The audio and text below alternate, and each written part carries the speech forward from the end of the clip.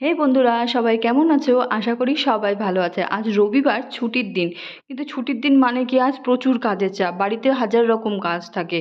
তাই জন্য দিনের বেলা কাজ টাজ করে দুপুরে ঘুমানোর পর বর বললো চলো একটু ঘুরে আসি। আমি বললাম কোথায় যাবে? বললো চলো না, পক্ষীরাজি করে ঘুরে আসি। তাই ঝটাপট রেডি হয়ে বেরিয়ে গেছিলাম ঘোরার জন্য। অনেক দূর, বুনিয়াদপুর থেকে সরাইহাট, সরাইহাট থেকে পাথরঘাটা, ওই সব দিকে ঘুরে রাস্তার মধ্যে দেখলাম এক জায়গায় হাট বসেছে, আর এই বয়স্ক কাকুটা একটা দোকান নিয়ে বসেছে। ছোটোবেলায় এই জিনিসপত্রগুলো হাটের থেকে যখন বাবা নিয়ে আসতো খুব ভালো লাগতো। তাই জন্য আর মিস করতে যাইনি। রাস্তার মধ্যে কিনে দুজন মিলে খাচ্ছিলাম। খেতে খেতে তখন বর বললো চলো গঙ্গারামপুরে যাই, ওখানে সেল দিচ্ছিলো, জিনিসটা কিনে নিয়ে আসি। এই জুতোটা নিয়েছি আমি 49-এ ভি বাজার থেকে।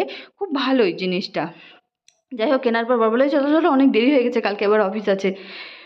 বেরিয়ে গেছিলাম বাড়ি যাওয়ার উদ্দেশ্যে। আসার সময় ওখান থেকে 1 প্লেট বিরিয়ানি আর একটা মোমো নিয়ে এসেছিলাম। ও বিরিয়ানিটা খাবে আর আমি মোমোটা খাবো। খেয়ে নিয়ে রাত্রিবেলা ঘুম।